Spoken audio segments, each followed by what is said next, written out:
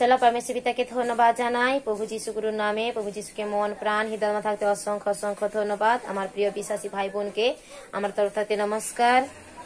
আর এখন পরমেশ্বর পিতা শাস্ত্রে যাব।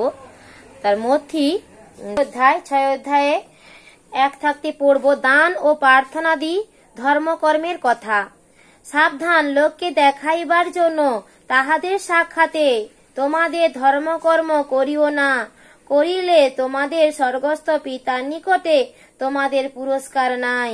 এতএব তুমি যখন দান করো তখন তোমার সম্মুখে তুড়ি বাজিও না, যেমন কপটীরা লোকের কাছে গৌরব পাইবার জন্য সমাজ গৃহে ও পথে করিয়া থাকে। আমি তোমাদিগকে বলিতেছি, তাহারা আপনাদের পুরস্কার পাইয়াছে।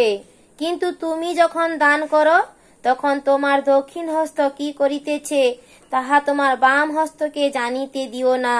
এইরূপে তোমার দান যেন গোপনে হয়, তাহাতে তোমার পিতা যিনি গোপনে দেখেন তিনি তোমাকে ফল দিবেন।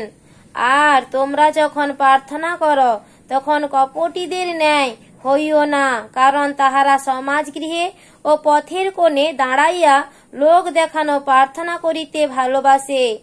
আমি তোমাদেরকে সত্য বলিতেছি, তাহারা আপনাদের পুরস্কার পাইয়াছে। কিন্তু তুমি যখন প্রার্থনা করো তখন তোমার অন্তরাগারে প্রবেশ করিও, আর দ্বার রুদ্ধ করিয়া তোমার পিতা যিনি গোপনে বর্তমান তাহার নিকটে প্রার্থনা করিও। তাহাতে তোমার পিতা যিনি গোপনে দেখেন তিনি তোমাকে ফল দিবেন। আর প্রার্থনাকালে তোমরা অনর্থক পুনরুক্তি করিও না, যেমন জাতিগণ করিয়া থাকে, কেননা তাহারা মনে করে বাক্য বাহুল্যে তাহাদের প্রার্থনার উত্তর পাইবে। এতএব তোমরা তাহাদের মতো হইও না, কেননা তোমাদের কি কি প্রয়োজন তাহা যাচা করিবার পূর্বে তোমাদের পিতা জানেন।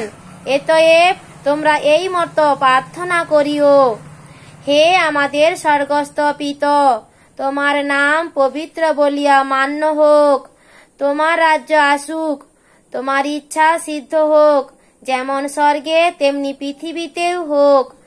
আমাদের প্রয়োজনীয় খাদ্য আজ আমাদিগকে দাও, আর আমাদের অপরাধ সকল ক্ষমা করো, যেমন আমরাও আপন আপন অপরাধীকে ক্ষমা করিয়াছি।